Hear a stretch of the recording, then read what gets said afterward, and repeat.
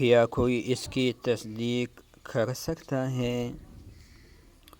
اسلام آباد کے Islamic international university میں کمپیوٹر سائنس ڈپارٹمنٹ کے ایک پروفیسر کی بیوی کو کینسر کی بیماری لاحق ہو گئی۔ تشخیص کے ساتھ ہی ڈاکٹرز نے معذرت کی اور یہ کہہ کر مذکورہ پروفیسر کو ٹھلٹا کیا کہ آپ کی بیوی صرف 15-20 دنوں کی مہمان ہے، اس کا علاج آپ کسی کی بس کی بات نہیں ہے۔ یہ بات عام طور پر قیامت ڈالتی ہے، اور جس کا مجھے خود بھی پتہ ہے، کیونکہ اس قیامت سے میں 1000 بار گزرا ہوں۔ اتنی آسانی سے کوئی کیسے مان لے کہ مریض چند دنوں کا مہمان ہے، اس لیے اس کو گھر میں رکھنا ہی بہتر ہے۔ بہرحال ڈاکٹرز بھی اب علمی بنیادوں پر فیصلے کرتے ہیں۔ دوسرے عام لوگوں کی طرح پروفیسر بھی مان نہیں رہا تھا اور منت سماجت میں لگ گیا۔ ڈاکٹروں نے لاکھ سمجھایا، لیکن نتیجہ وہی ڈاک کے 3 پات والی صورتحال بن گئی۔ خیر، ڈاکٹرز نے مریض کو داخل کیا، اور وہ بھی صرف خون کی منتقلی کے لیے۔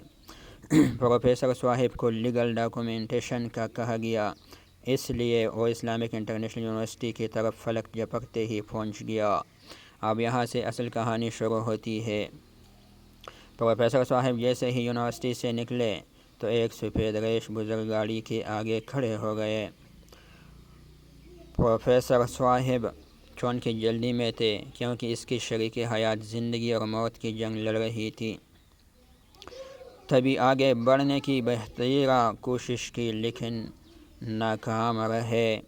خیر، اس نے بزرگ سے پوچھ ہی لیا، جی بابا جی، کیا خدمت کر سکتا ہوں؟ بابا جی نے جواب دینے کے بجائے اگلے سیٹ پر بیٹھنا ہی مناسب سمجھا۔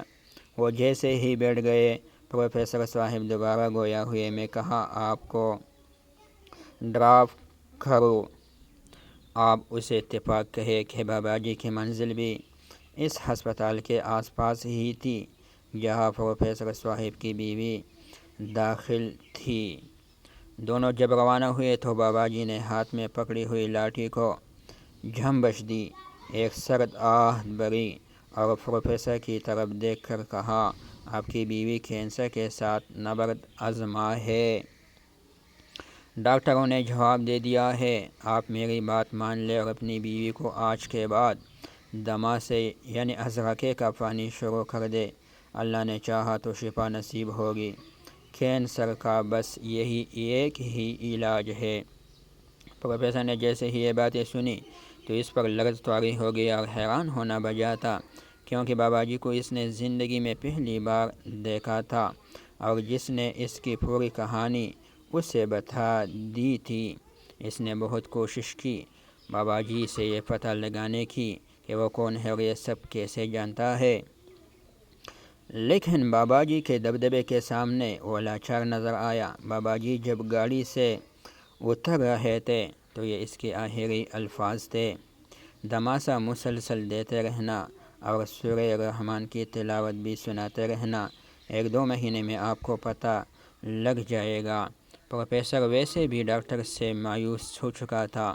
جیسے ہی اسپتال سے گھر پہنچا، نوشہرہ سے دماسے کا پودا منگوایا، اس کو پانی میں ڈبو کر ایک کپڑے سے چاند کیا اور اللہ کا نام لے کر پلانا شروع کیا۔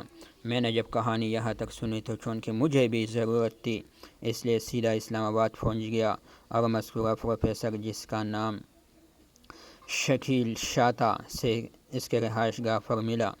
یہ سال 2018 میں رمضان کا شاید 22واں روزہ تھا۔ آگے کی کہانی میں نے ان سے خود سنی۔ وہ کہتے ہیں، دماسے کا استعمال میں مسلسل کرتا رہا اور میری بیوی کی تکلیف میں کمی آتی رہی۔ ڈاکٹروں کے بتائے ہوئے 15 دن سے جب ہم بچ گئے تو پھر میرا حوصلہ اور بھی بڑھ گیا۔ دماسے کے مسلسل استعمال اور سورہ رحمان سنانے کے پورے 1 مہینے بعد جب ہم نے ٹیسٹ کروائے تو بیماری کا نام اور نشان تک نہ تھا۔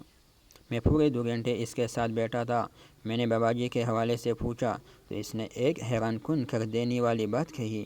اس نے کہا، بابا جی آپ کینسر کے مریضوں کے خواب میں آ کر میرا ہی ایڈریس دیتا ہے آپ کو پتہ ہے 10 سال سے زیادہ ہو گئے ہیں اور پروفیسر صاحب کی بیوی آپ بھی حیات ہے، اور پروفیسر صاحب آپ باقاعدہ سینماز میں جاتے ہیں اور دماسے کی افادیت اور کینسر پر پریزنٹیشنز دیتا ہے۔